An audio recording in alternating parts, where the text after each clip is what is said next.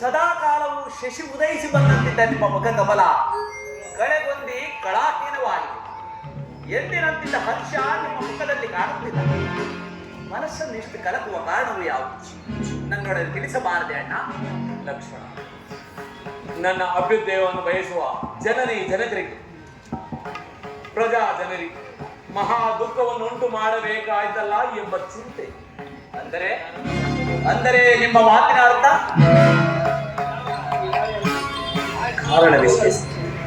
ಈ ದಿನ ನನ್ನ ಪಟ್ಟಾಭಿಷೇಕ ನಡೆಯುವುದಿಲ್ಲ.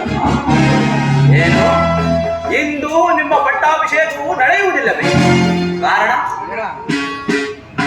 ಕಾರಣವಿಷ್ಟು. ಹಿಂದೆ ದೇವಾಸುರನ ಯುದ್ಧದಲ್ಲಿ ಚಿಕ್ಕಮ್ಮನವರಾದ ಕೈಕಾಮಾದೇವಿ ಮಾಡಿದ ಸಹಾಯಕ್ಕೆ ಮೆಚ್ಚಿ ತಂದೆಯವರು 2 ವರಗಳನ್ನು ಕೊಟ್ಟಿದ್ದರು. ಆ ವರಗಳನ್ನ ಈ ಸಂದರ್ಭದಲ್ಲಿ ಕೇಳಿಕೊಂಡಿದ್ದಾರೆ. ಏನೆಂಬುದಾಗಿ ಅಣ್ಣ? ಮೊದಲನೇ ವರಕ್ಕೆ ಈಗ ನಿಶ್ಚಯವಾಗಿರುವ ಪಟ್ಟಾಭಿಷೇಕವನ್ನು ತಪ್ಪಿಸಿ ತನ್ನ ಮಗ ಭರತನಿಗಾಗಬೇಕು ಅಣ್ಣ.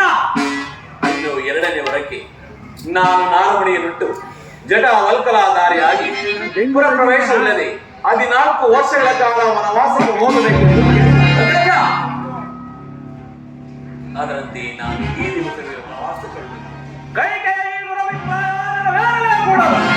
ಕೋಸಲ ಸಿಂಹಾಸನ ಜ್ಯೇಷ್ಠನಾಥ ನಿನಗೆ ಸೇರಬೇಕು. ಅಲ್ಲವೆಲ್ಲವರ ರುಂಡ ಮುಂಡಗಳನ್ನು ಚೆಂಡಾಡಿ